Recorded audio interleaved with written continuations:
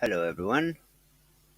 So, we are just gonna get things ready for part two of the ghost stories. So, I hope you guys are ready. And let's get on for where we finished last night. This instance as well. Chapter 6 Ghosts Erzsébet Bathor, the real Queen Ravenna. You probably remember hearing the story of Snow White for the first time when you were a small child.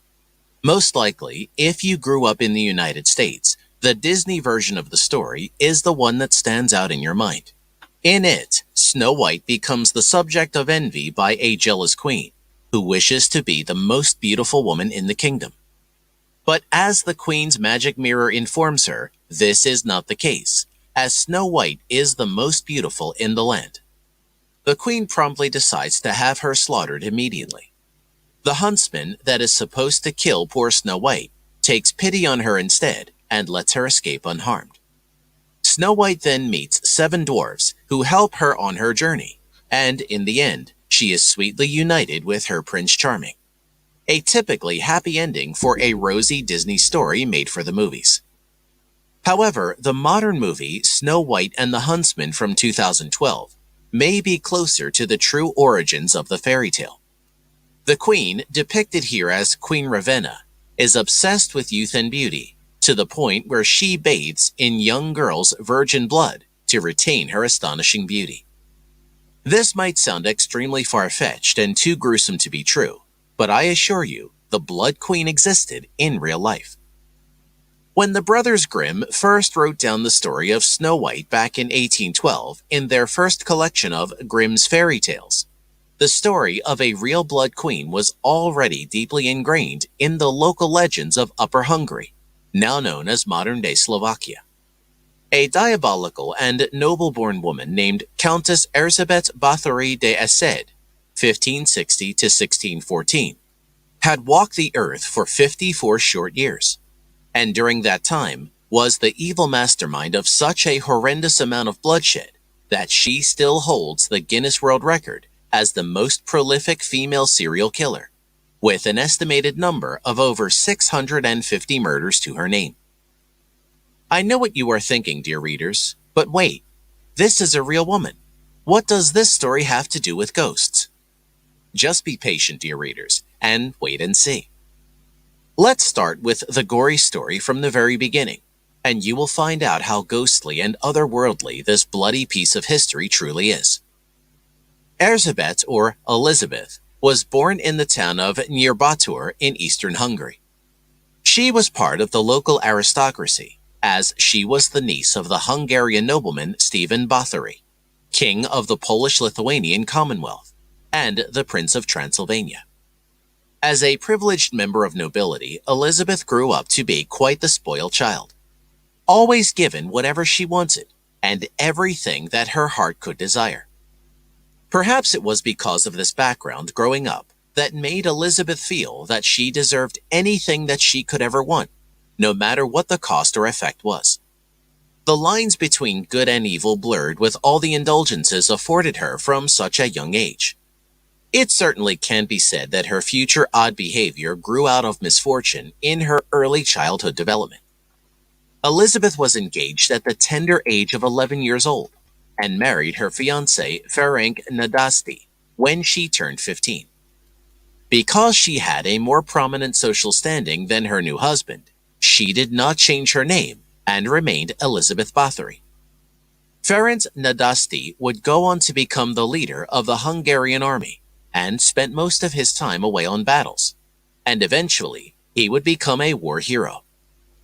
This left Elizabeth home alone at their shared household in Sarvar, Chestia Castle, in the Little Carpathians near Trenčín, now Trenčín, for very long periods of time, completely left to her own devices.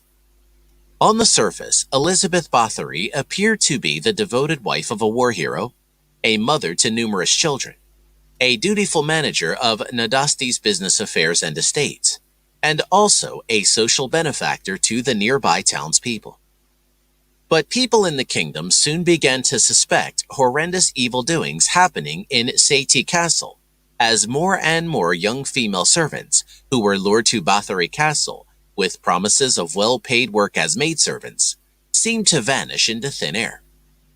Between the years of 1602 and 1604, when hushed rumors and talk of the demonic atrocities being committed against innocent young women of Elizabeth Bathory's household spread like wildfire in the kingdom, a courageous Lutheran minister by the name of Istvan Magyari filed formal complaints against her publicly, and also at the authorized court in Vienna.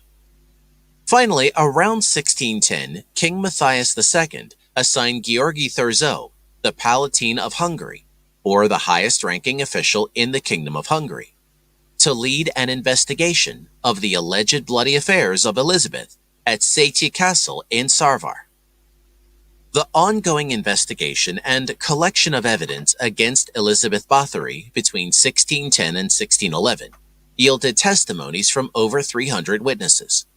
It was discovered that, although Bathory had started by only killing peasant girls who were adolescent daughters of the local peasants, her murderous reach had greedily broadened to include the youthful virgins and daughters of the lesser gentry, who were sent to Elizabeth's female quarters at the castle in Sarvar to learn court etiquette.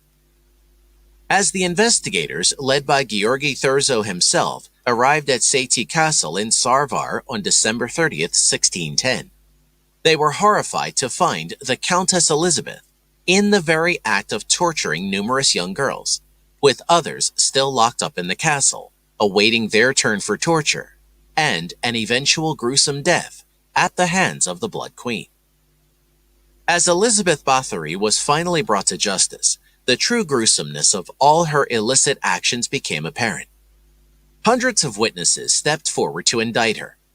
Not only had these demonic acts occurred within Seiti Castle in Sarvar, but also in the Countess's properties in Nemetkaretsur Pozoni, today known as Bratislava, and even Vienna. She had abducted, captured, tortured, bled, and had even eaten body parts of hundreds of young innocent women.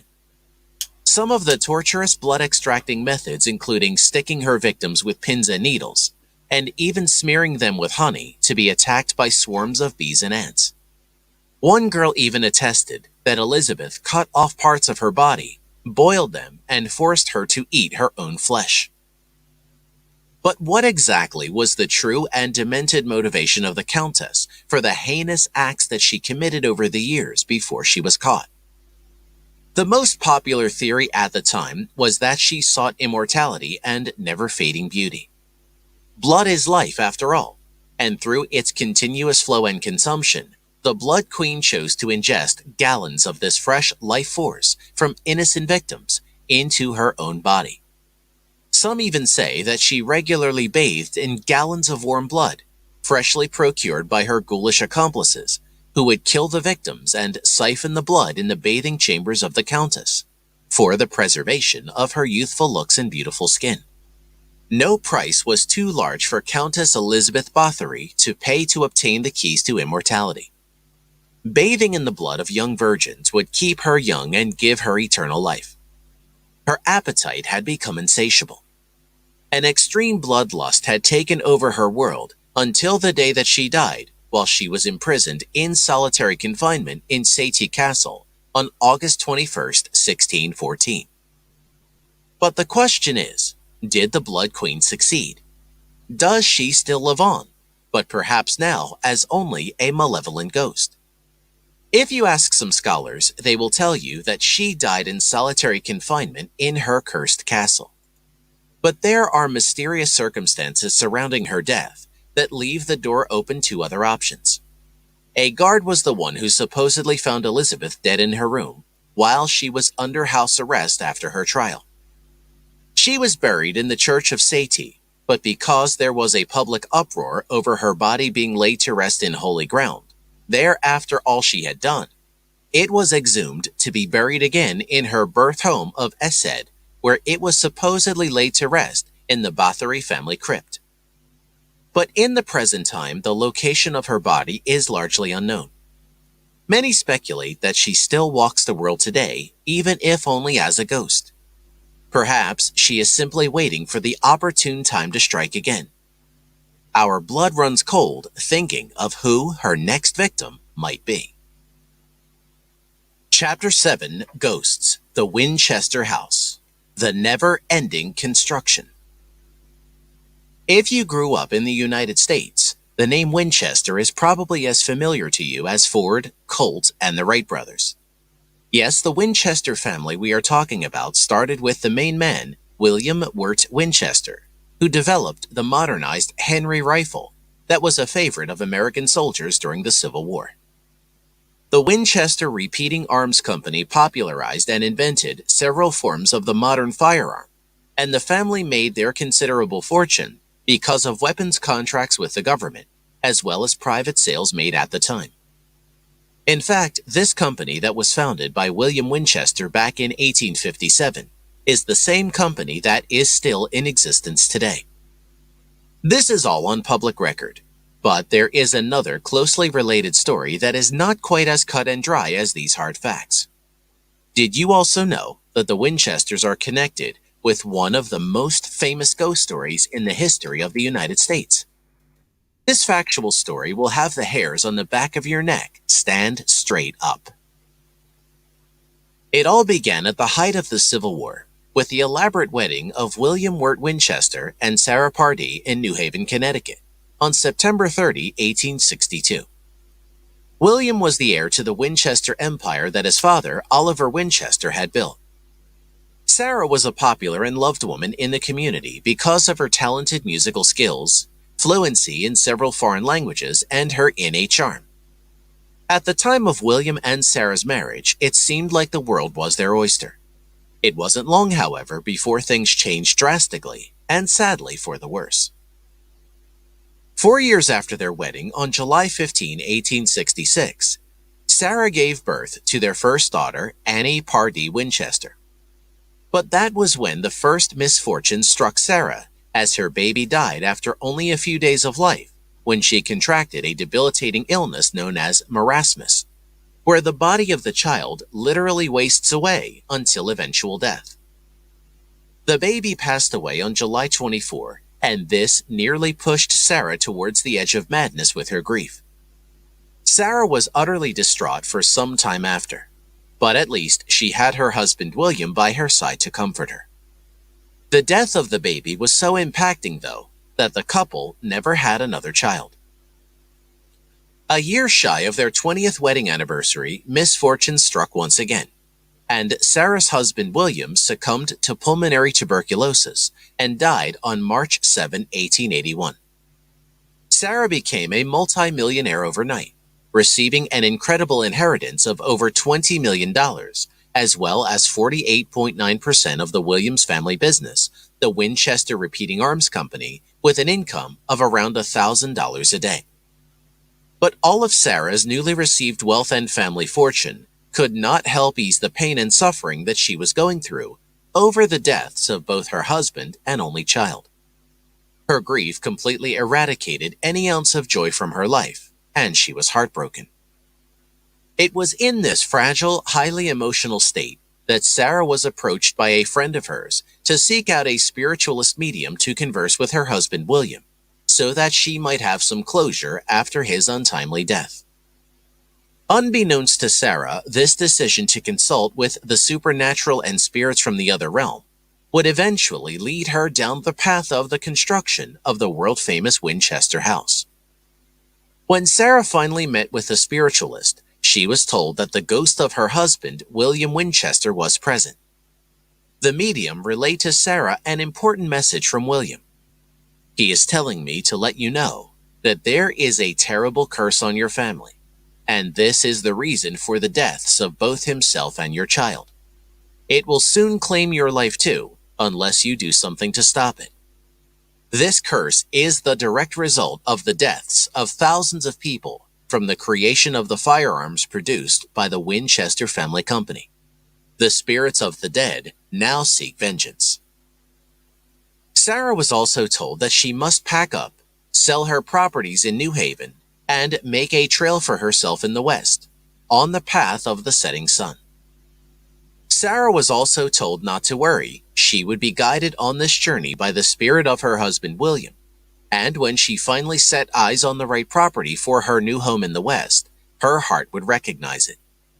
The vengeful spirits, filled by the weapons of destruction by the Winchester family, would keep attacking Sarah because they were not at rest and they needed a home. If Sarah were to provide it for them by building her new house in order to start her life again, she would live. But there was a caveat to the secret for Sarah's life, the spirit of William said. It was that she would have to keep building this house so that she would not come into any mortal harm. If she were to stop at any time, she would surely die.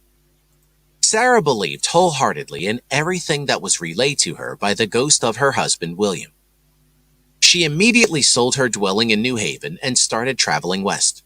Sarah continued all the way until she reached San Jose, California, where she bought a 162-acre estate with a 6-bedroom home from a local doctor. With the psychic's message from the afterlife in her mind, she immediately began construction on the home, fearful of the possible consequences should she ignore the spiritualist's warnings. Upon buying the 162-acre estate as her new home, Sarah set to work on the strangest mansion ever built on the face of this earth.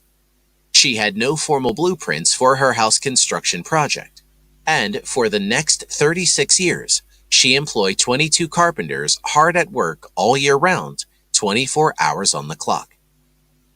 The workers kept building and rebuilding, altering and demolishing, changing and constructing each and every new wing and area of the Winchester house. Through the years, the house grew to and formed into 26 rooms with no plans of halting construction. Every morning, Sarah would meet with her construction foreman to discuss her hand-sketched plans for building work to be done that day.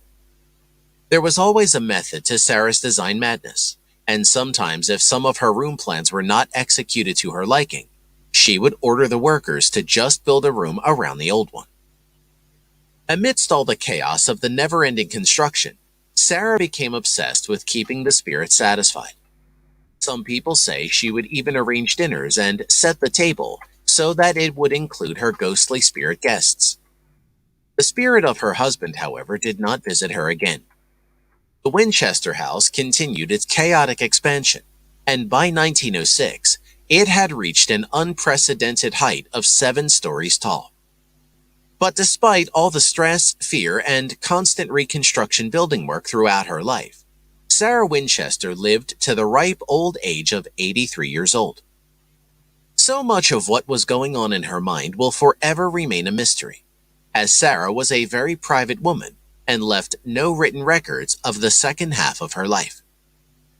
Although the exact number is unclear, it is estimated that the home contained around 160 rooms. The home's design is akin to a maze due to its unique construction that counting the rooms is almost impossible. Today, it is registered as a California historical landmark and is open to the public under the name of the Winchester Mystery House. Most people who visit say that they can still feel the presence of evil spirits in the home. Workers have heard footsteps, moving furniture, and other odd occurrences in the home. Whether the ghosts of those killed by Winchester firearms still live there or not is something you will have to decide for yourself. The house maintains regular visitation hours, and there are special tours that are available, some of which may include flashlights or psychics. While the house is incredibly odd-shaped and an architect's nightmare, you will also find quite a few fantastic innovations. Even though Sarah was very isolated, she kept her mind busy.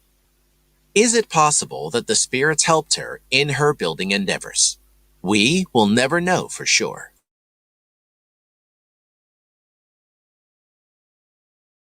Lost at Sea. We have talked about stories of both individual and group hauntings. Our next intriguing adventure involves the whole crew of an entire ghost ship. Chances are you have heard about the Flying Dutchman from the huge Disney blockbuster series Pirates of the Caribbean. The storyline in the movie melds myths of seafaring pirates, wherein the legendary Davy Jones is tasked to captain the equally legendary ghost ship, the Flying Dutchman.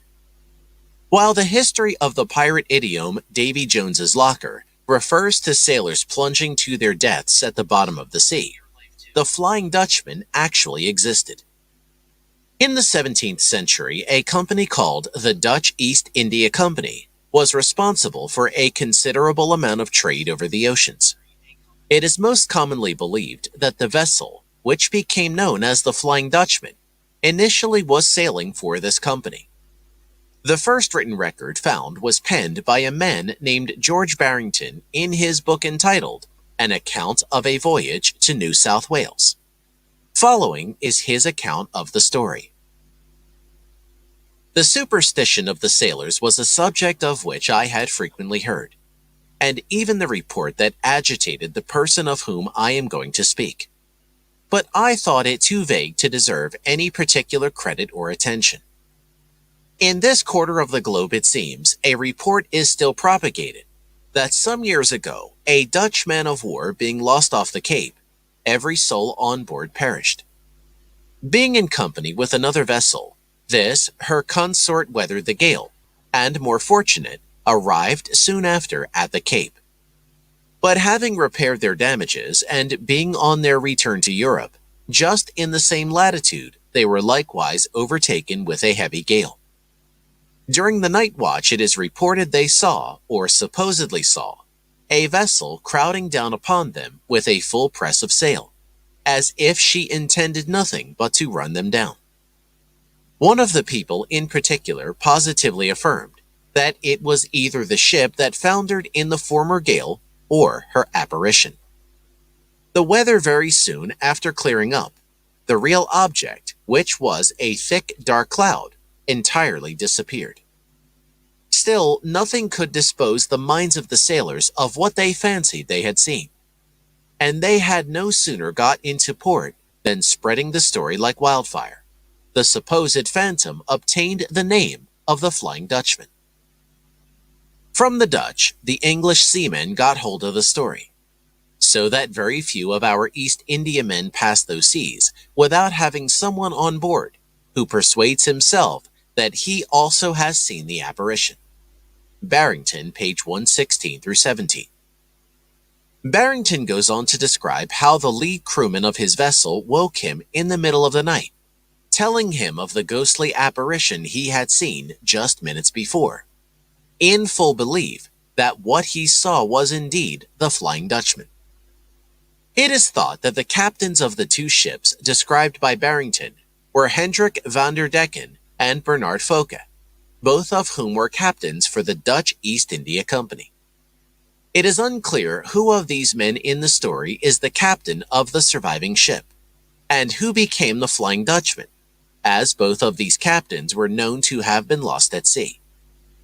We are aware of very little of van der Decken, but we know that Foka made many voyages from the Netherlands to Java, and at uncanny speeds. Some surmise that Foka had made a pact with the devil, wherein he was given the momentum he needed for his trading activity. If this were indeed true, it would be plausible that the captain would wager his own life, and that of his crew, and sail on even when faced with a storm, as he approached the Cape of Good Hope. Hence the belief that Captain Bernard Foka was none other than the fearless Flying Dutchman. There have been many tales spun around this ship and its journey. When the ship came upon a gale at sea, it is rumored that Foka threw men overboard in order to placate the storm. Some say that the captain of the ship vowed that he would sail the seas forever until he rounded the Cape of Good Hope, but was tragically shipwrecked, thus drowning all hope of making it to safety. The story goes that because of his stubbornness, he and his crew would forever be cursed to sail the oceans, never once being allowed to rest nor to set foot on any shore. You might think that an entire ghost ship is impossible. I say to you, tell that to the hundreds of witnesses who had sightings of the famous Dutch vessel over the many years. Notable people who saw the Flying Dutchman firsthand include King George V of England, as well as the famous novelist Nicholas Montserrat. The legend is that those who are unfortunate to see it are doomed to befall calamity or worse, death. Should you find yourself out to sea chasing some adventure, beware you never come within viewing distance to the Flying Dutchman.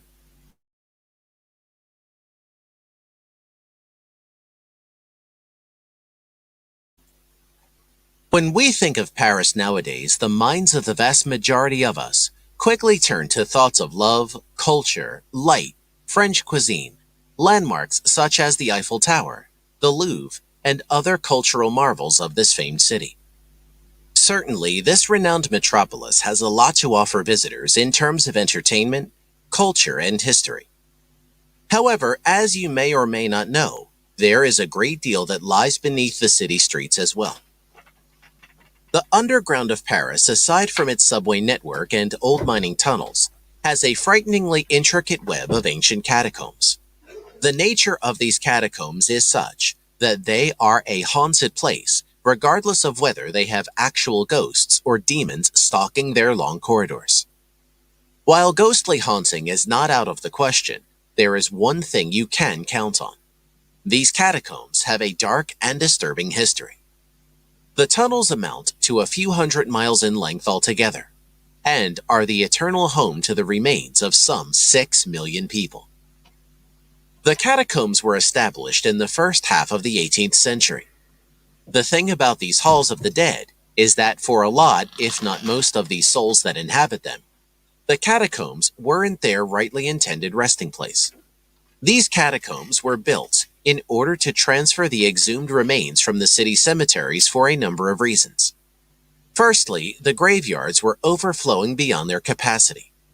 Secondly, there were numerous cave-ins in the cemeteries, making disease and other contamination a real threat. This is why the authorities decided to begin moving many of the dead into the underground in the period between the late 18th and the mid-19th century, disturbing their prior peace in the process. Most of the remains would be mere bones by the time they were approved for transportation, and a bigger part of the process was conducted under the veil of darkness. Some of the skulls and bones are stacked in an impeccable, organized manner along the walls of the tunnels, giving an almost artistic quality to the corridors. Other remains, however, appear to have simply been thrown or unloaded into small rooms and hallways, which left them piled up in no particular order. It's safe to say human bones can be found almost anywhere in these catacombs, and many are just scattered throughout the tunnels. Needless to say, if there is a place in the world where ghosts and wandering souls are likely to lurk, it's here. The countless number of human remains and the fact that they were brought to the catacombs after having been laid to rest in their original graves are just fuel for stories and theories. Over the years, there have been scattered reports by visitors of what they believed were sightings and encounters with ghosts. Some have described an unrelenting feeling of being watched and stalked while they were underground, while others even said they felt somebody or something physically touching them at times. If there is something paranormal to be seen down there, one must take quite a few risks in order to get to the position of catching anything. The catacombs of Paris have been open to the public since the 19th century, and they can be accessed via a designated surface entrance. This is the staging area for organized tours which can be booked. However, these tours are very limited both in their longevity and their area of sightseeing, as the official tours only focus on a tiny portion of this enormous system. This provides tourists and other curious cats with a basic idea of the sights, ambiance, and the isolation of these catacombs, but it all amounts to just a taste of the real thing in the end. Those who have wanted to get better acquainted with the catacombs in the past have had to venture outside their comfort zone and slightly outside the bounds of the law too. The Paris catacombs can be accessed from many locations apart from the formal entrance. There are manholes and similar openings all over the city that leads into the catacombs.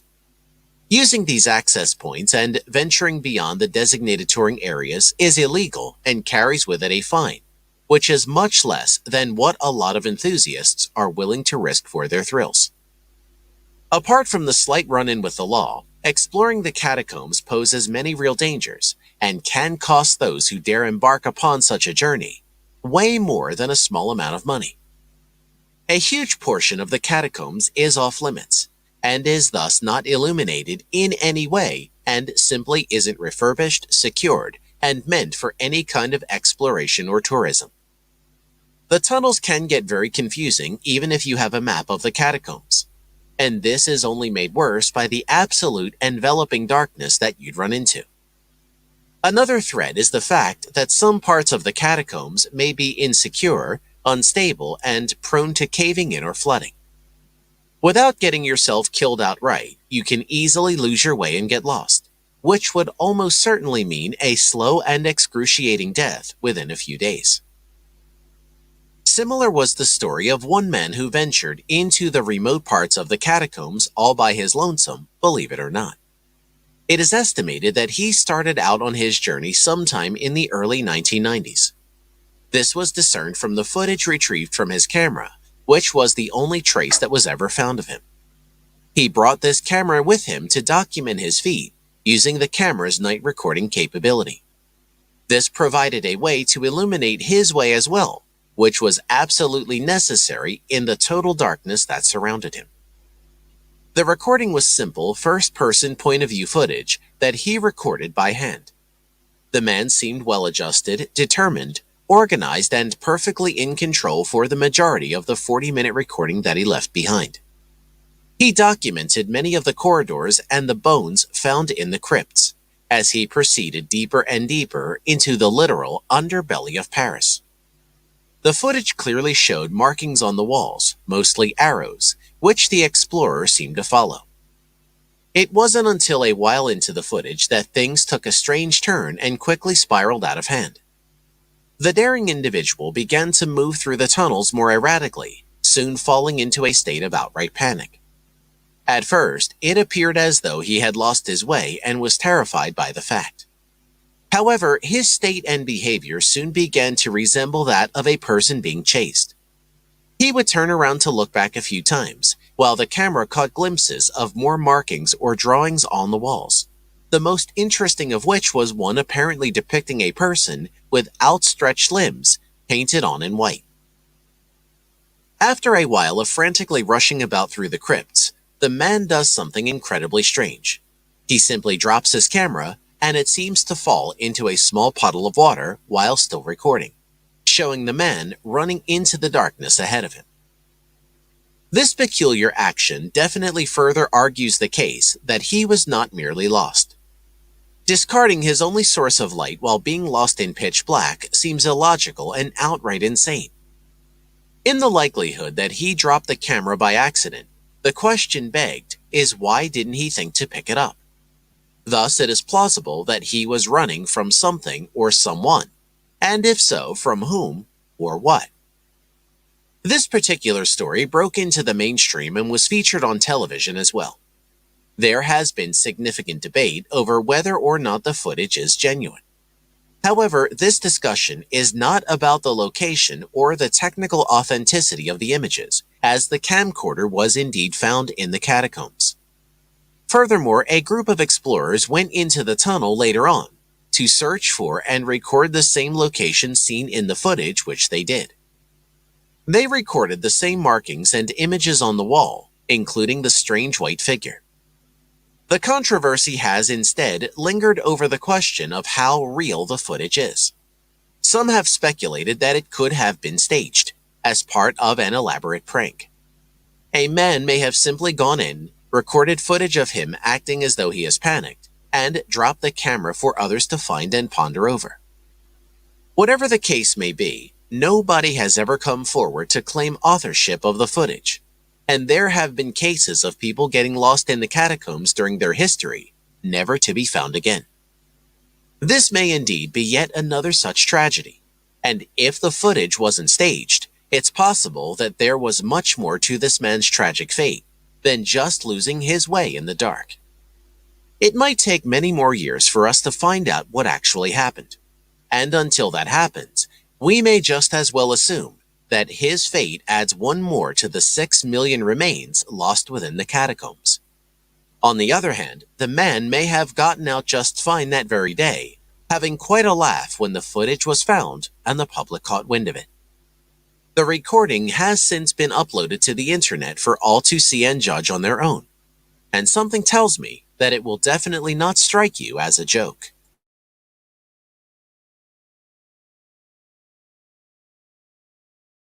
Haunted eBay painting.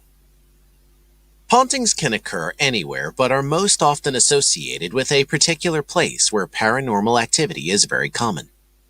This haunting, however, is that of a painting. Yes, you heard me right. Even the artwork hanging in your home can be haunted.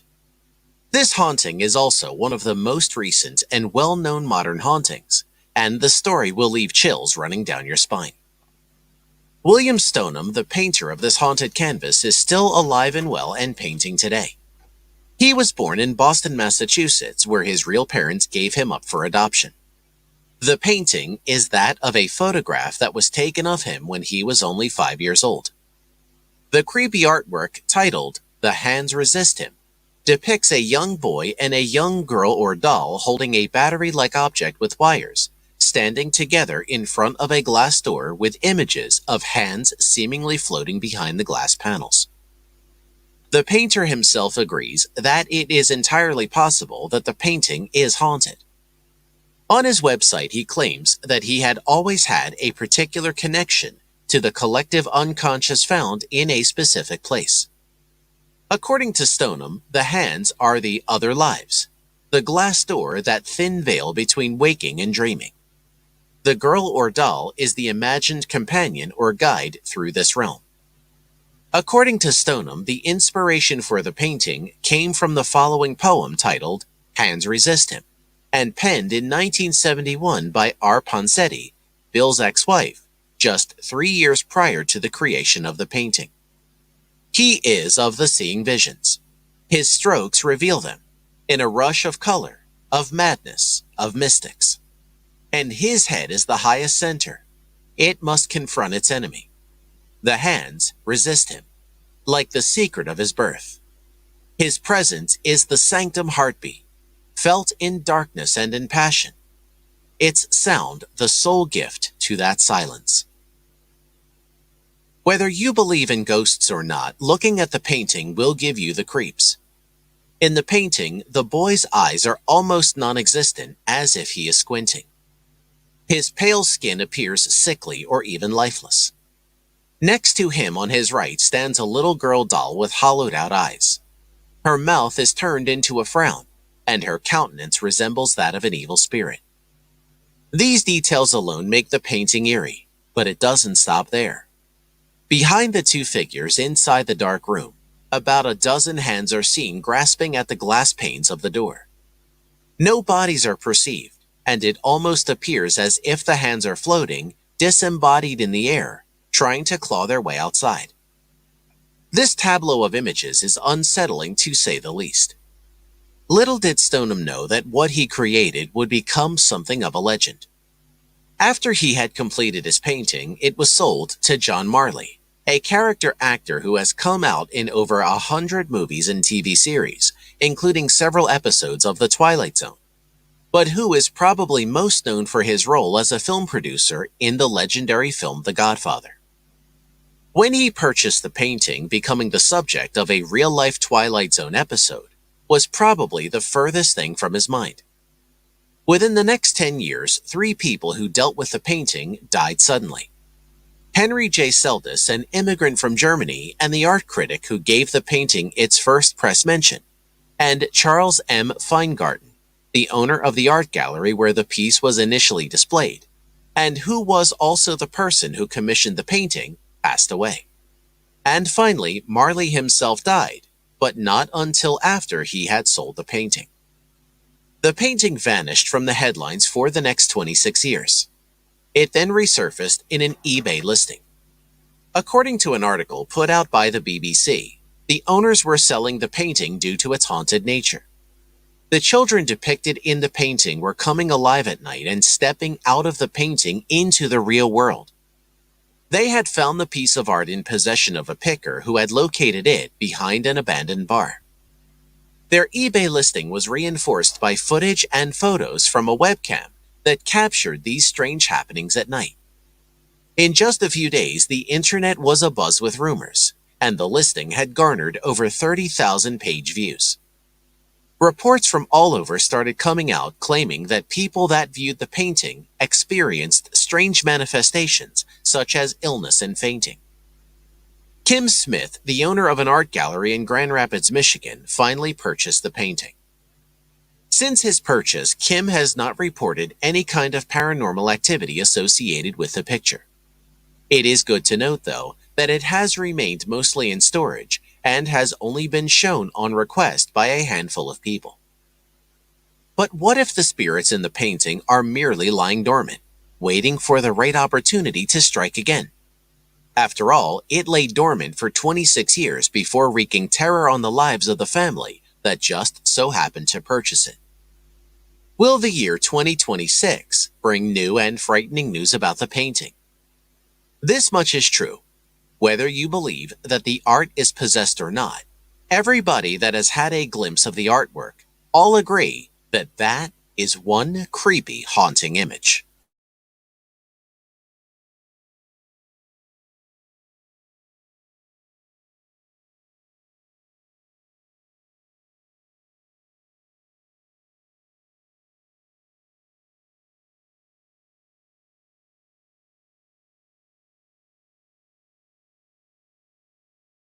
Horror film that many are unaware was based on true events. In the chilling story, a paranormal force that turns out to be a demon of some sort sexually assaults a woman.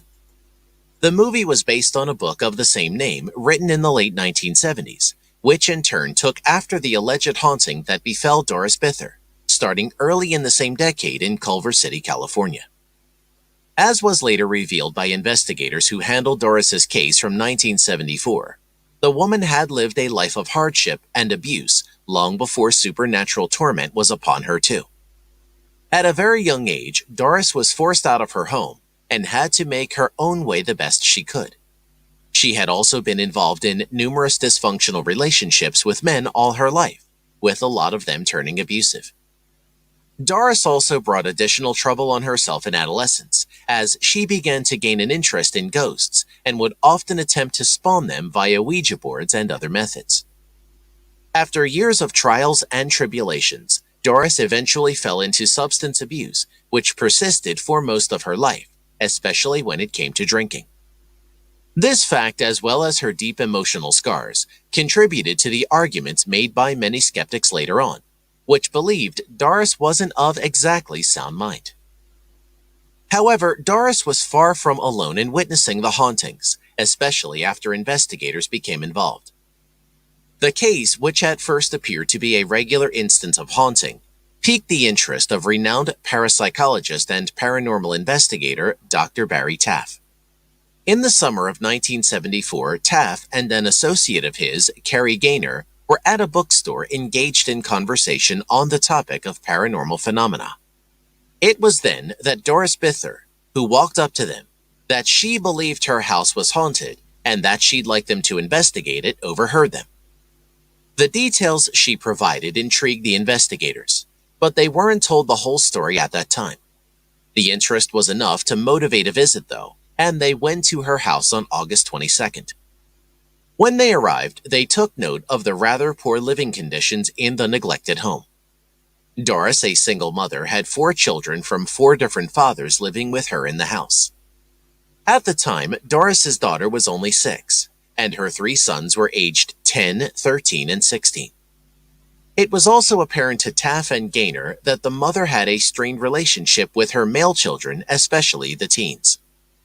The investigators started by conducting an interview with Doris, which went on for a couple of hours, as Doris described various anomalies her family had experienced in the house. There was allegedly much of the usual activity associated with poltergeists, but some particularly disturbing details included her and the children actually bumping into ghosts. As Dr. Taff later explained in an interview he gave on television, He couldn't shake the feeling that Doris was omitting an important aspect of the story while they talked. Ultimately, however, Doris opened up, and the story turned into a whole new shade of disturbing and vile. She explained that there were 3 ghosts in particular whom she described as Asian men, who would not only hunt her but actually rape her. The trio consisted of 2 smaller specters that would restrain her with invisible and overwhelming force, while a 3rd, larger poltergeist assaulted her. She also mentioned one instance where her oldest son tried to defend her, but was subdued and thrown away by the invisible assailants, causing an arm injury on the boy. As for the very existence of these entities, it was supported by testimonies from neighbors who claimed to have indeed seen apparitions around Doris's home.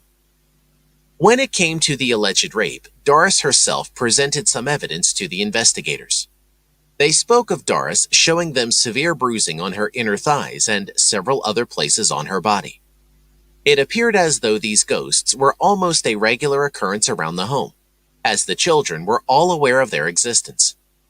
One of the ghosts even earned a nickname of Mr. Who's It from the kids. Barry Taff heard out Doris's story and was hooked, but he was highly skeptical of certain aspects of it, especially the allegations of spectral rape. This was the first time he and Gaynor heard such a thing from a victim of a haunting. Regardless, Taff and Gaynor decided to summon their team to the house and set up their equipment in the hopes of detecting and possibly capturing any paranormal evidence. All told, after Taff made the calls, there were around 30 investigators on location, including photographers and the like. They then told Doris to try and summon her spectral tormentors, which she did by calling and cursing them. Surely enough, as the witnesses told, orbs and arcs of light started to materialize in the room. The team started taking photographs and recording the phenomena, but capturing anything clear proved rather difficult because the lights were very difficult to frame. In particular, as Taff explained in a later interview, each time they snapped a photo, the developed photographs turned out almost completely white, obviously blinded by some sort of flash. He showed these photographs in the same interview, including a couple of pictures that actually succeeded in catching an arc of light across the photo. In one of the pictures he presented, a corner can be seen in the background with the arc spanning across without bending, proving that it wasn't light from a flashlight being projected onto the wall. The bright white arc in this black and white picture can be seen encircling Doris from overhead, as she sits on the bed in said corner. This interference with the camera also occurred when they tried to photograph what Doris was insisting was a ghost. She kept pointing at something she said she was seeing, but nobody else noticed anything. Doris would frantically yell that it was right in front of her face. Barry explained that they tried to capture whatever it might have been with their Polaroid instant cameras, again getting flashed out pictures. Curiously enough, Barry got the idea to take photos when Doris was not close by and compare the results. Surely enough, the pictures taken when Doris wasn't around were perfectly normal. All the while, pungent, disgusting smells would emit randomly from different sources, usually coming from where Doris would point. Amid these confrontations, the team also described a mysterious green mist that started to emerge in one of the corners, spreading upwards and ultimately forming what looked like a silhouette of a male torso that came across as quite muscular. Upon seeing this, one member of the team reportedly fainted. The team spent a couple of months observing and documenting what Barry Taff described as a plethora of phenomena during the investigation. The anomalies decreased in intensity and frequency as time went by. There were a few very important facts about Doris that related to the case and the possible explanations thereof. Barry Taff put a lot of effort into trying to explain what was happening, and he has developed some interesting theories in that regard. First of all, as we've mentioned, Doris has a drinking problem, which she refused to properly address all her life. This was her way of living with the figurative demons within, birthed from so much trauma that she had endured in life. Her childhood was a reel of abuse and hardship, which left some very deep scars in her soul. Things just kept getting worse as she entered adulthood and got involved in relationships. After all, she had 4 children, none of whose fathers were around to help. Due to her emotional problems and possible mistrust towards men, her relationship with her sons was dysfunctional to say the least. Taft stated that all of this played a crucial part in the hauntings. First and foremost, Taft remained skeptical of the concept of spectral rape to the very end. He didn't dismiss that Doris had been attacked by the poltergeists, but he offered his own theory as to what exactly was at work.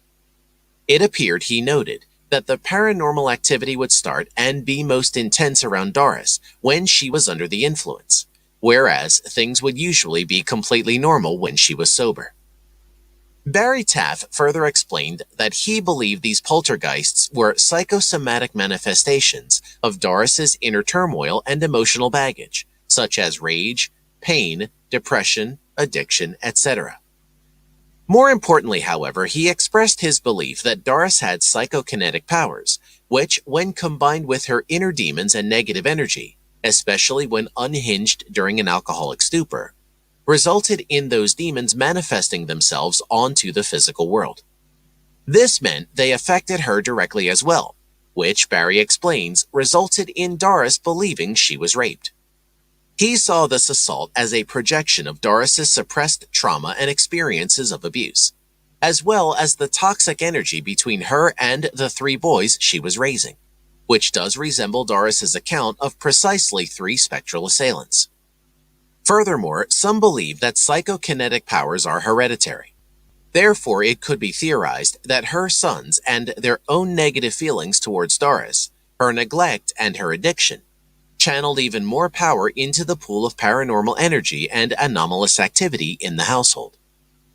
If the family indeed possessed psychokinetic powers, it's also possible that the 3 ghosts were physical figments of the minds of her sons themselves, who thus inadvertently projected their anger onto the mother, with terrifying supernatural results. These paranormal attacks could have triggered memories and were then in turn perceived by drunken Doris as rape, since there is a good possibility that she had lived through sexual assault sometime during her life. Especially what all of this means is that Dr. Taft believed that Doris herself could have been the source of the phenomena surrounding her.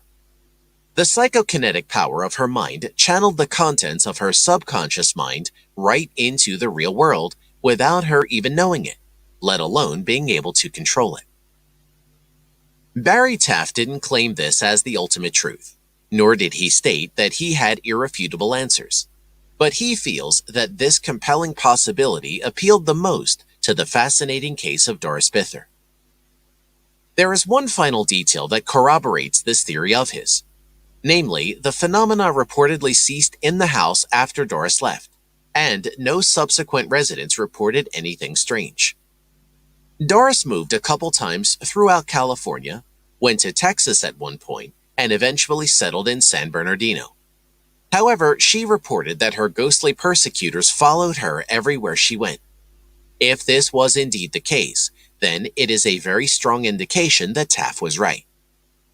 Whatever the precise case was, the life of Doris Bither was a jagged string of hardship and misfortune.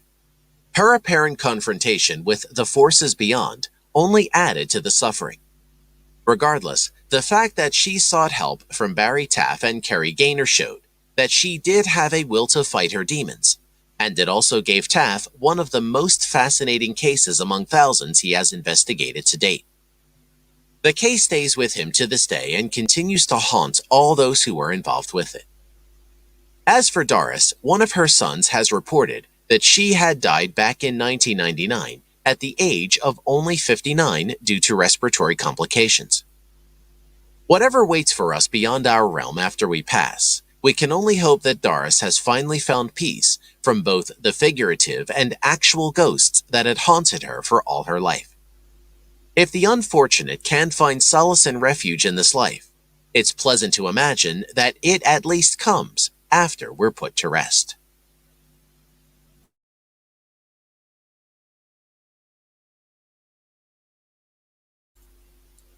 We've taken a look at a haunted painting, and now we are moving on to something with even more history and layers of gore.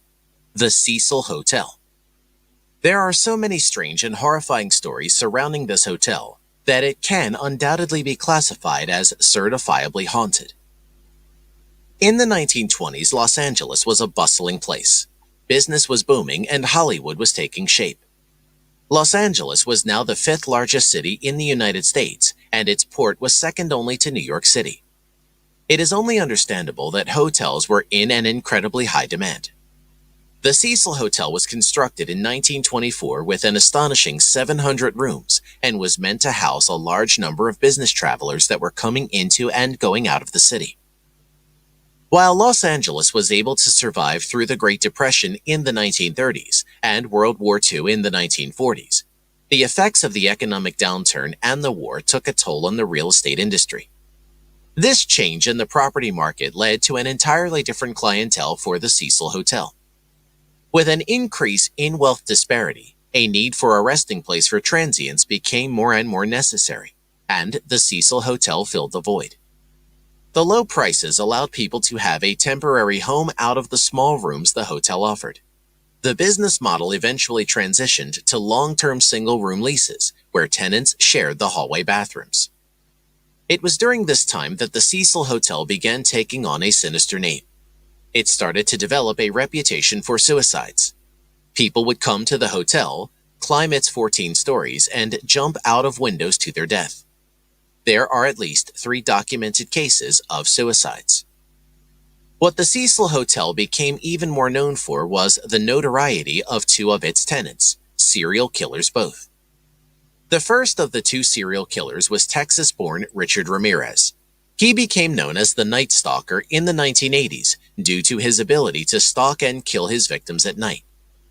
His life changed dramatically when he was forced to watch his cousin Mike, who had become a role model to him, shoot Mike's wife in front of Ramirez's eyes. Mike was a Vietnam veteran and had no qualms about sharing his sexual and murderous exploits in Vietnam with his younger cousin Richard. Ramirez then developed an appetite for sexual fantasies that included violence and bondage, and was committing crimes even in junior high. He dropped out of school before finishing 9th grade and moved to California, where his career as a serial killer would begin. He went on to commit numerous burglaries and at least 13 murders, with several more attempted murders. The majority of his crimes took place in LA in July and August of 1985. With some murders occurring only days apart from each other. It was during this time that it is believed he lived at the Cecil Hotel. The second serial killer to live in the hotel was Jack Unterweger. Unterweger began his crimes in Europe and later came to the United States. He was known for targeting prostitutes. The Cecil Hotel served as the perfect place for him to take residence in LA due to its reputation of housing poor and low-class people. He killed a total of 3 prostitutes while living there, and supposedly stayed there in homage to Ramirez. With all of this history of bloodshed, it is no wonder that the Cecil Hotel developed quite the reputation for being haunted. The ghosts of dozens of victims and lost souls wander the halls at night, and guests that stay there often report feeling a lost and depressed presence. In 2007, the Cecil Hotel was taken over by new management, refurbished, and rebranded as Stay on Main. The Lansing Hotel Group reopened it as a combination hotel youth hostel, with both hotel rooms and transient rooms to be rented out on a semi-permanent basis. However, this rebranding did nothing to rid the house of its evil spirits. In 2013, the hotel was brought back into the limelight with the mysterious case of Elisa Lam. Elisa was a student from Vancouver, Canada, who was staying at the hotel during her visit to Los Angeles. She was later reported missing, and soon after, a video clip taken from CCTV footage of the elevator of the hotel surfaced. It was the last anyone had heard from Elisa. It showed her going in and out of the elevator and motioning in a strange and unnatural way with her hands. A few days after, she was reported missing. Other guests in the hotel started to complain of issues in the quality of their water. This led to the servicing of the water tank on the top of the high-rise building. What they found there shocked everyone. Elisa Lam was found floating, stark naked with her clothes strewn all around her, very much dead in the water. She had been decomposing in the water tank for a week before being found. The autopsy showed nothing to go on with.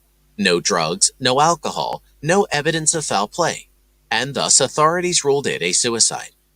But why would a perfectly happy girl on the vacation trip of her lifetime all of a sudden decide to commit suicide?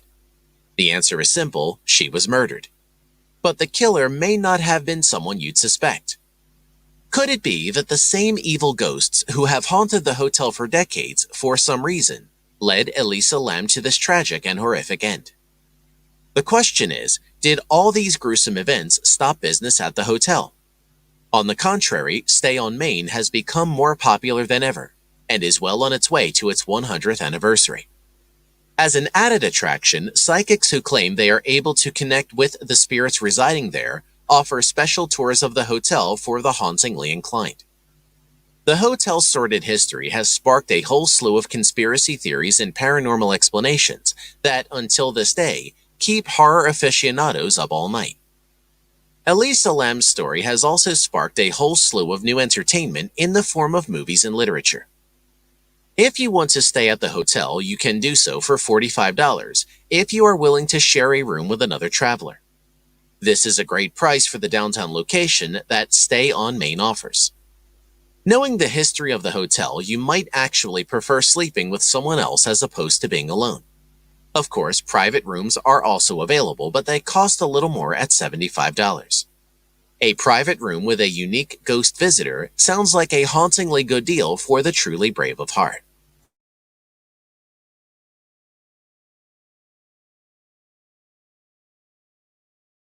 The story of the haunted house in Amityville, New York is one of the most publicized cases involving the Warren couple and their paranormal investigations. It has spawned and inspired a few famous movies, such as the 1979's The Amityville Horror and the 2005 remake. This fame and the exaggerations characteristic of Hollywood may be a few of the reasons why it is also one of the most challenged and questioned of the Warren stories. Or perhaps, the fact that it is arguably the most fascinating one breeds both the controversy and the popularity. Then again, there's hardly a story of a ghost sighting or a haunting in the world that has not been suspected and met with a lot of skepticism. Either way, it is quite a frightening tale of a haunted place. A place already cursed with so much evil that was documented to have transpired on the premises. This dark history has certainly left its mark on the suburban house in Amityville. The only question is whether or not this maliciousness lives on through something more than just a memory of human darkness. This talk of darkness and evil refers to a bloodbath that happened within the house in November of 1974, around a year before the Lutz family moved in. Ronald DeFeo Jr. murdered his entire family in cold blood, including both of his parents, his two brothers and two sisters. The victims had been executed in their beds during the night with a rifle. DeFeo tried to mask his atrocity by going to the local bar and looking for help, proclaiming that his parents had been murdered. The ammunition used in the killings was soon found in DeFeo's possession by the police, and he was subsequently arrested. He further explained that he didn't even know that his siblings had been killed too when he went to the bar to look for help. He said that the only victims that he found in the house were his parents. All these accounts of DeFeo were, as far as everybody was concerned, complete lies, and he was found guilty of 6 counts of second-degree murder. For his harrowing crimes, he was given 6 sentences of 25 years to life, which he still serves. However, DeFeo gave varying stories and testimonies as to what exactly happened at the house. His defense attorney attempted to get an insanity ruling, claiming that DeFeo was hearing voices in his head that told him to commit the crime. Overall, he was rather inconsistent, blaming his sister and even an outside perpetrator at times. All of these allegations were disregarded as fabrications, and his sentences continue to stand. It's safe to assume that he did in fact murder his family, but some of the particulars of the case are indeed peculiar. Namely, every single one of the 6 victims was found in bed face down. One would expect that the rest of the family would take notice as soon as Ronald fired the first shot. But the positions that the bodies were found in suggest that they didn't react at all. The police investigators were troubled by the same speculations in the beginning. How could one man move so fast and execute 6 people in their beds before any of them woke up from the noise and checked to see what was going on in the house? One possible explanation was that the family was sedated or otherwise drugged into a deep sleep, but toxicology results refuted this theory. Furthermore, it's particularly strange that no neighbor reported hearing any gunfire, and the police did confirm that the weapon he used was not suppressed. Whatever the curious details of that night may be, DeFeo was found guilty of the crime, and that horrifying event is believed to be the cause of the alleged haunting of the house by evil spirits. As the story goes, the Lutz family moved into the house just a little over a year after the murders. They were aware of the horrendous recent past that plagued the home, but they were fond of the house's Dutch colonial style, and the price was rather appealing to them. The Lutz family included George and Kathy and 3 children from Kathy's previous marriage, Daniel, Missy, and Christopher. On the very day that they moved in, Kathy requested that a Catholic priest be invited to bless their new home, which was easily arranged. It was at this time that the first paranormal reports began to start. While the priest was blessing the house and using his holy water throughout the house, he went into a room that was previously used by 2 of the DeFeo boys, Mark and John. It was alleged that the priest heard a deep, unsettling voice talk directly to him, warning him to leave the house. The priest complied, but he didn't tell the family exactly what he experienced. Instead, he simply left them with an ominous warning not to use that room for sleeping under any circumstance. They decided to take his advice and designated the room for their sewing machine. Sometime later, in 1979, a television show called In Search Of supposedly tracked down the priest in question and invited him to give an interview on the program. The priest agreed, but he demanded that he wanted to remain anonymous, so his face was kept hidden in the program. The man described the experience in his own words, explaining that the room felt strange from the moment he walked in. He said it was much colder than one would expect, and that the voice talked to him as he started sprinkling his holy water. The supposed priest quoted the demonic voice as simply saying, "Get out." Furthermore, he described a physical sensation right after that. This sensation was in the form of a slap on his face, despite the fact that he was completely alone in the room. In the interview, he also mentioned that he allegedly began having cysts or blisters appear on his hands shortly after that incident. The show's episode also went on to share how the priest tried to call the family later on to warn and inform them of the full scope of the evil threat in their house. However, there seemed to be something always wrong with the phone connection, and unyielding static interference prevented any clear communication. After the priest left and the family finished unpacking and settling in, the trouble began to start that very night within the household.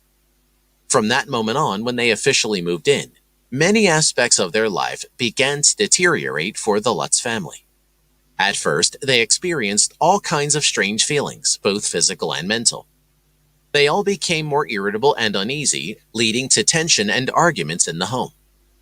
George talked about how he could never seem to warm up, feeling a persistent cold in his bones when he was at home, regardless of how much he tried to keep the fire strong and raise the temperature in the house. These random cold areas within the house were mentioned by Daniel too, and most of the other people involved in these incidents. The couple also said that even their physical health began to worsen over time. Their young daughter Missy started to behave in a particularly quirky way as well. She became something of a shut-in and spent a lot of time in her room all alone, at least as far as anybody else thought. Missy claimed that she was not alone and that she had a friend called Jody who hung around with her most of the time. Of course, everyone else perceived Jody as an imaginary friend of Missy's, which is a relatively typical occurrence with certain young children. Missy described Jody in different ways at times, most notably as a pig with glowing red eyes, and as an angel-type being. Supposedly, Jody could shapeshift and change her appearance and size, and it is said that Missy described Jody as sometimes being enormous, bigger than their house even. She also explained that Jody only made herself visible to whom she wanted, while being completely invisible otherwise. Although other members of the family see Jody in some parts of the Amityville movies, nobody reported seeing her in real life. If you saw the movies, you'll also perhaps remember the onslaught of massive swarms of flies in the house. Members of the family were asked whether this happened in their experience or not. Inside Edition conducted an interview in 2005 where this was inquired. Christopher and Daniel both said that there was indeed an unusual number of flies at their home, particularly in the sewing room. However, Chris stated that the movies greatly exaggerated the amount. The family also spoke of strange, highly unpleasant smells that would start spreading at random, with their source remaining a mystery. George Lutz also talked about black spots appearing on the ceramics in their bathroom and their toilet bowl apparently turning black.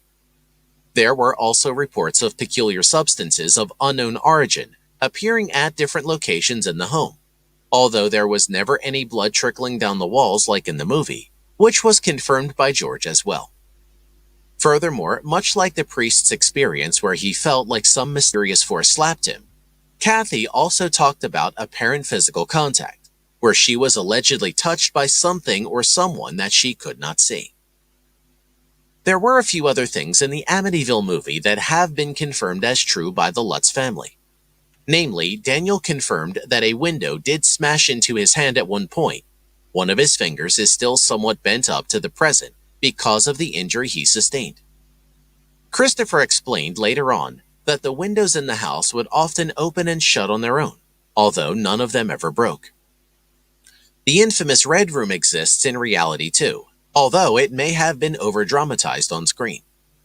In particular, the Red Room refers to a small storage compartment under the stairs leading into the basement. According to some of his accounts, George woke up to a hair-raising sight on one particular night.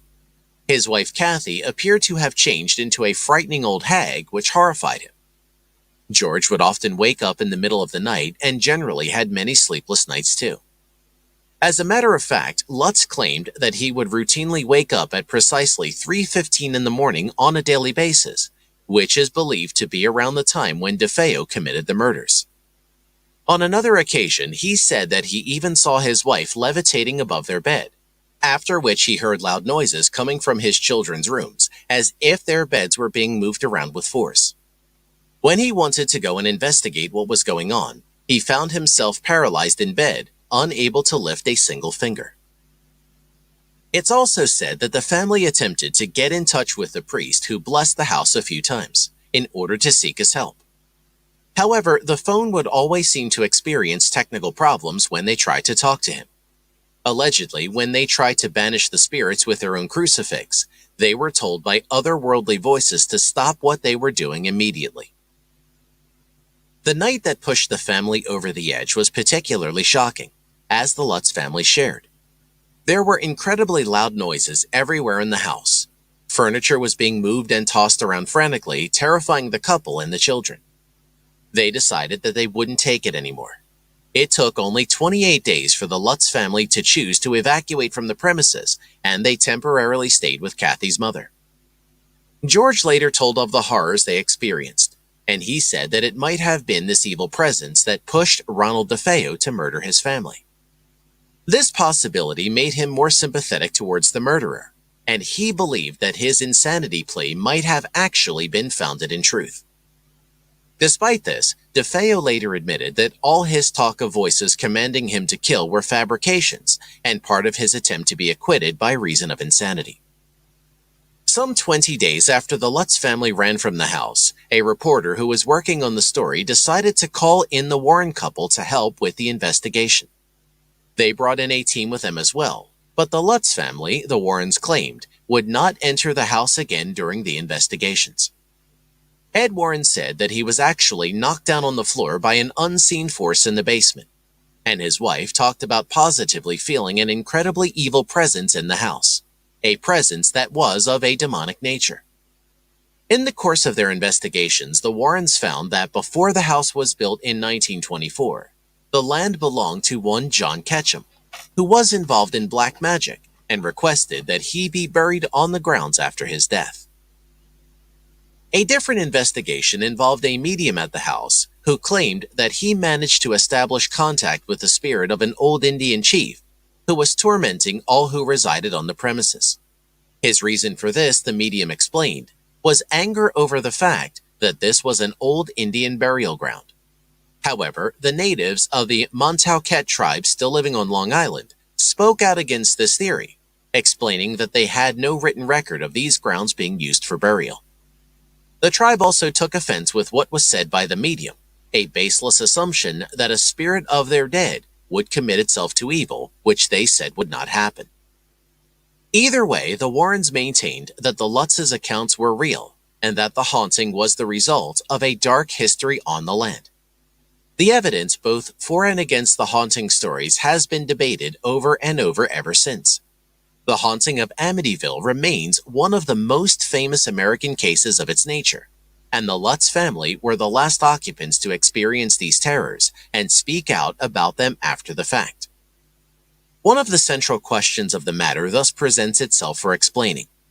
If the story was a hoax, what finally drove the Lutz family to hurriedly vacate the premises less than a month after settling in? As is generally the case with sensitive stories like this, the whole and absolute truth will almost certainly remain an enigma.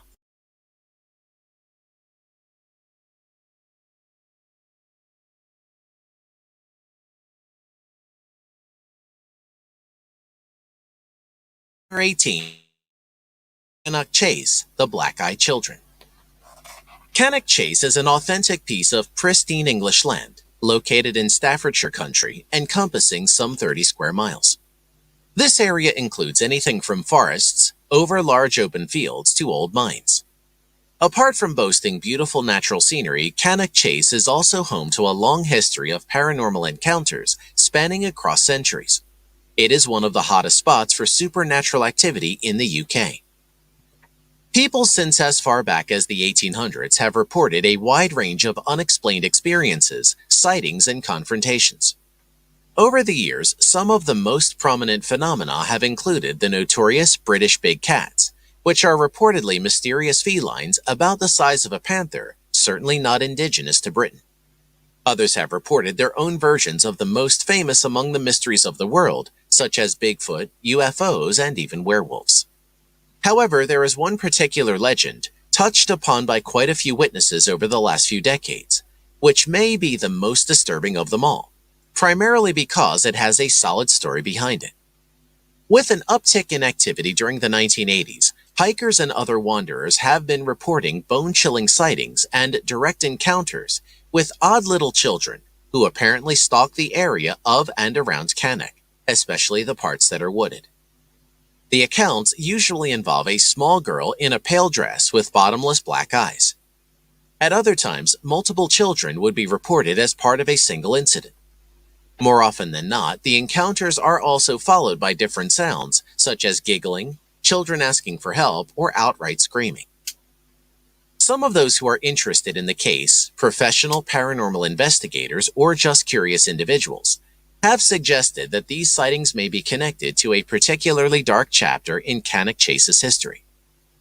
In the 1960s, a series of abductions and murders was committed against little girls in the area. The horror began in 1964 when a cyclist, barely clenching onto her life, found a 9-year-old girl. The child had been raped, strangled, and left to die, which luckily didn't happen thanks to the passerby. A little over a year later, 2 girls aged only 5 and 6, who had been missing for some time, were found dead in a ditch in Cannock Chase. Already in summer of 1967, another 7-year-old was found abused and murdered, not too far away from where the previous 2 girls were disposed of. The murders had a lot in common, such as that a stranger, prior to disappearing, lured all the girls into a car. Things soon took a turn when one girl got away from the abductor, and police began to connect the dots thanks to a witness of the attempted kidnapping. After one of the most large-scale criminal investigations and manhunts in UK's history, the police apprehended one Raymond Morris. He was charged with one of the murders, safely assumed as the perpetrator in the rest of the crimes, and locked up for life, remaining so until he died in March of 2014. Roughly a decade after this tragic episode was when sightings of the aforementioned apparitions began. It's believed by many that it is the trapped spirits of these poor children that haunt Cannock Chase to this day, lost in the woods. Lee Brickley, a paranormal investigator and an author who is one of the researchers who scoured this area for all kinds of paranormal reports over the years, wrote of an encounter that his aunt had in 1982. As she had told him, it was summer of said year, and she found herself spending a day outdoors with her friend in Cannock, enjoying the nature.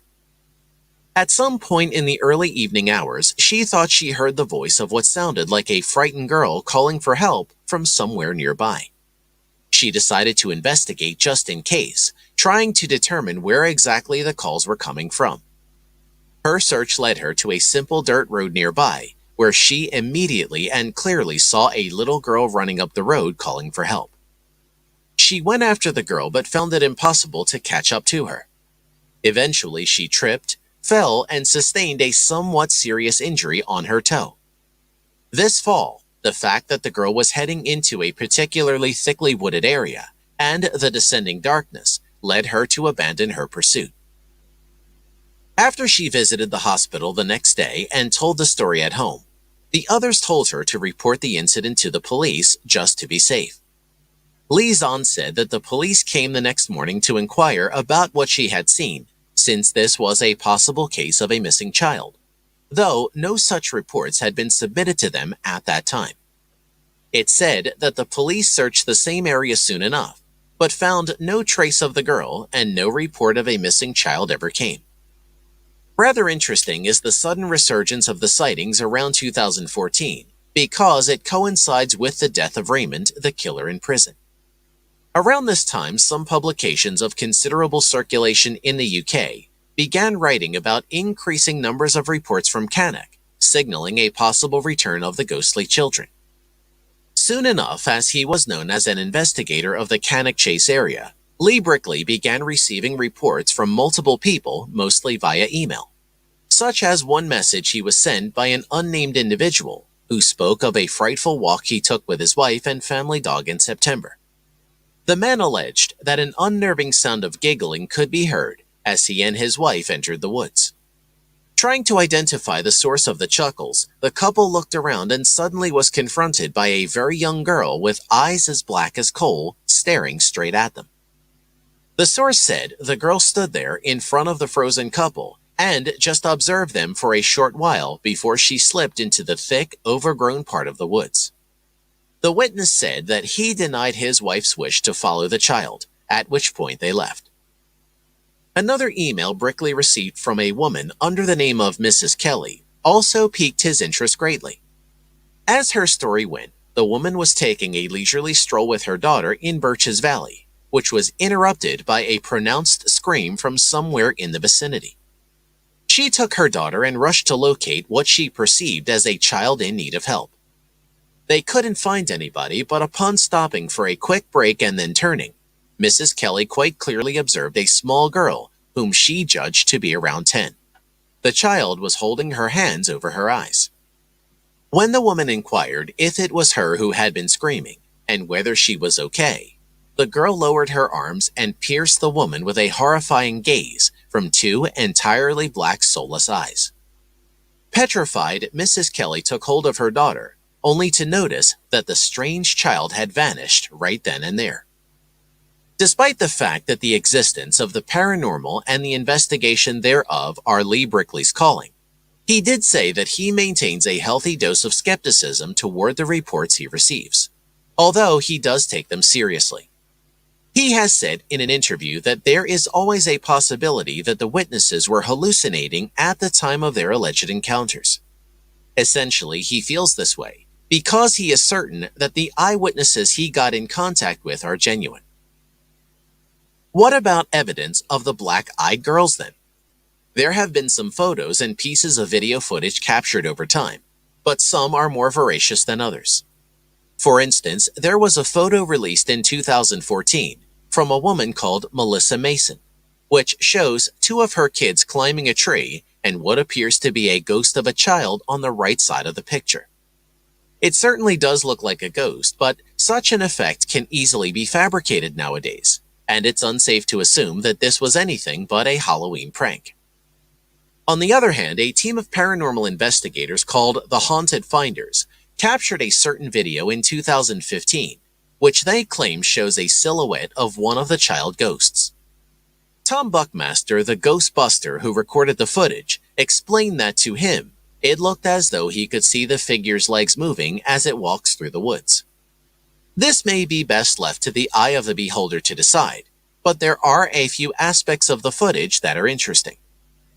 Firstly, the footage, which was a result of some 6 hours of searching through the woods, does appear to be entirely genuine with no signs of tampering. The footage was made in the almost absolute darkness of the Cannock Chase woods, with what appears to be the camera's light illuminating the trees only mere feet within view, beyond which everything is pitch black. Then a pale figure can be seen slipping past further ahead in the woods, just beyond the light's range. The silhouette indeed appears to be moving as it quickly disappears into the dark. Within the messages in the video, the team raises the issue, and rightfully so, of how exactly the mysterious shape can be seen so distinctly in the enveloping darkness. It does appear that, as they said, it has its own light source. While what people say may be the source of these ghosts is a verifiable story that we have covered, the allegations remain largely inconclusive. It serves the story's veracity that many of the accounts, including older ones, share the same details about the appearance and behavior of the black-eyed ghosts. Another thing to consider is that Cannock Chase is not the only place where these reports have emerged.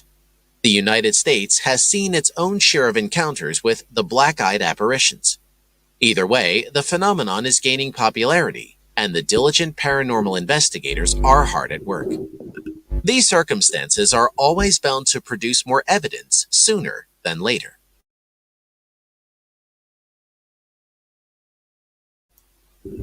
Okay, guys, I hope you liked the stories. We have been gone for about an hour and a half. Okay, if you guys want to go over to Grandma's Ducky, because she is going to go live, because she's doing a lotto draw. So if you want to go over there, Ducky, do you want to type citizen in my chat, and Nightbot will come up with your link? Because that way I don't have to say add your link. I just say type citizen, and Nightbot does it for me.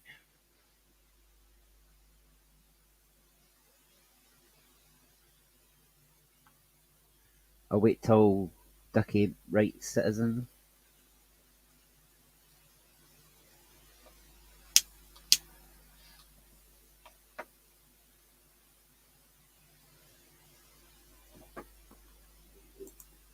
You're so welcome, guys. You make this channel awesome. Oh, thank you, Ducky. Not till 8:30. It's 3 minutes past 4, so I'm trying to work out what time is it. It's about 8, so it's still like about half an hour. Am I right?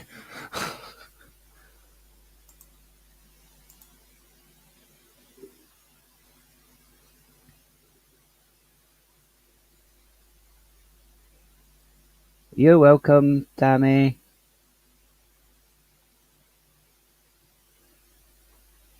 Maybe we'll get Ducky to go live early.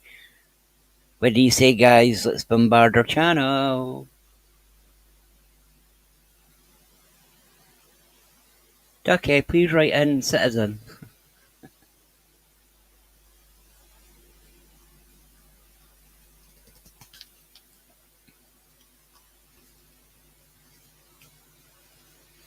Well, that gives everybody time to go to the bathroom, make coffee, get a drink, do whatever you want. You can't type citizen.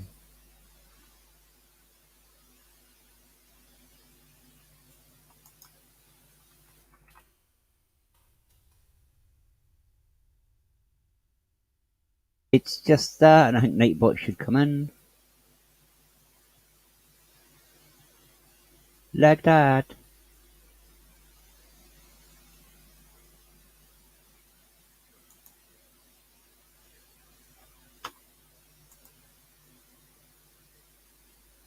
I'll do it the other way then.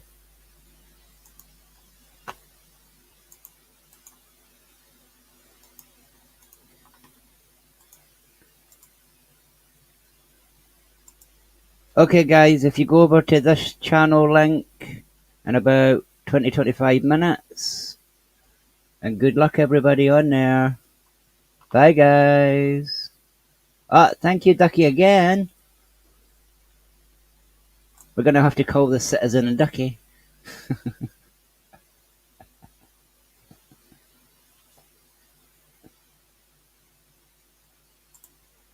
Now I can't go without going Ducky, Ducky, Ducky, Ducky, Ducky.